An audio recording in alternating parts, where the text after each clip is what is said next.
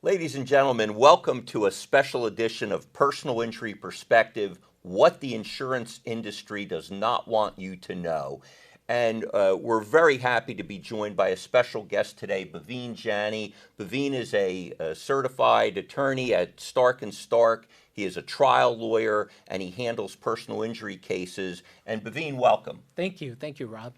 Bhaveen, what we'd like to talk to you about today are myths that the insurance industry has promoted to try to skew the minds of people who are hearing personal injury cases, the juries.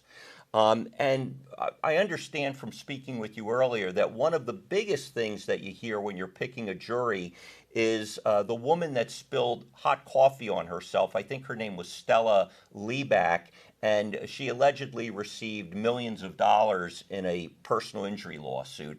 And the way that the insurance industry has promoted this is to say that our civil justice system has run amok, that there are too many lawsuits, and this is a prime example.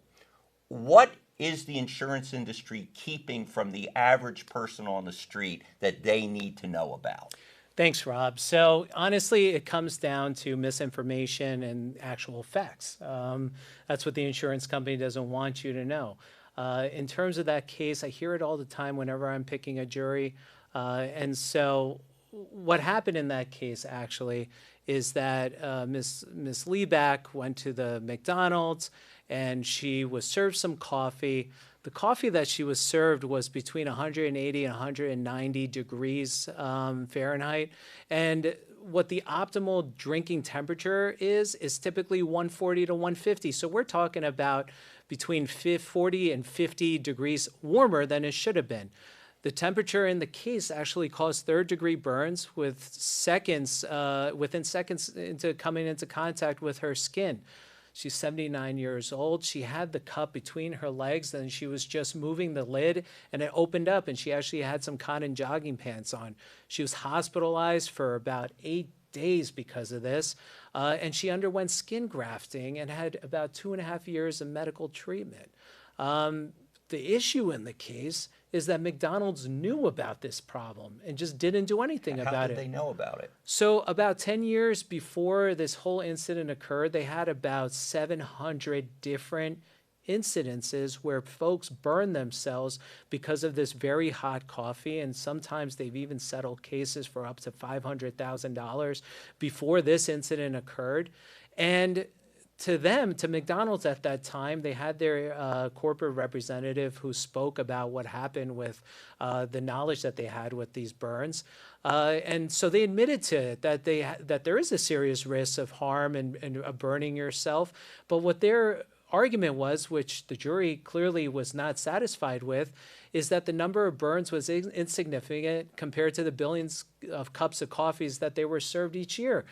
But every single individual's life is equal. And so making that startling admission, I think, was fatal for McDonald's. And I read that Mrs. Liebeck's injuries were third-degree burns and were to her private areas, her buttocks, her legs. I mean, this was not just a little spot burn on her knee or on her thigh or something, right? This was a fairly all-encompassing situation.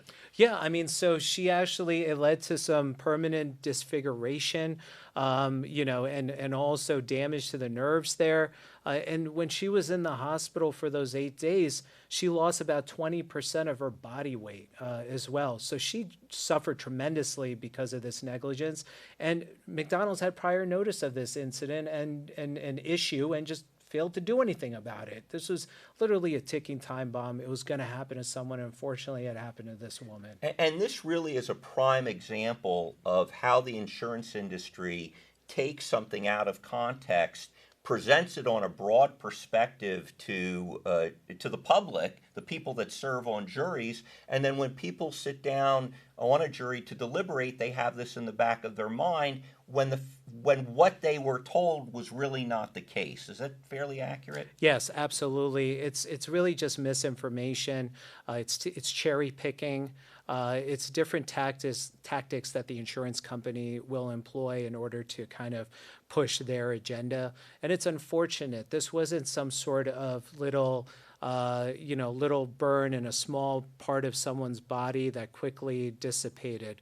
This was a serious permanent injury which required multiple medical procedures, an individual who had to deal with permanent scarring and disfigurement because of this, and who needed medical care even after being discharged from the hospital after 8 days. So it was significant, and it's not what the insurance industry should be saying. And so, ladies and gentlemen, this is one of the things the insurance industry does not want you to know. I hope that you are now all more informed. And if you do have the opportunity to sit on a jury, one of the few things that our government asks of us, you're now forearmed with this information.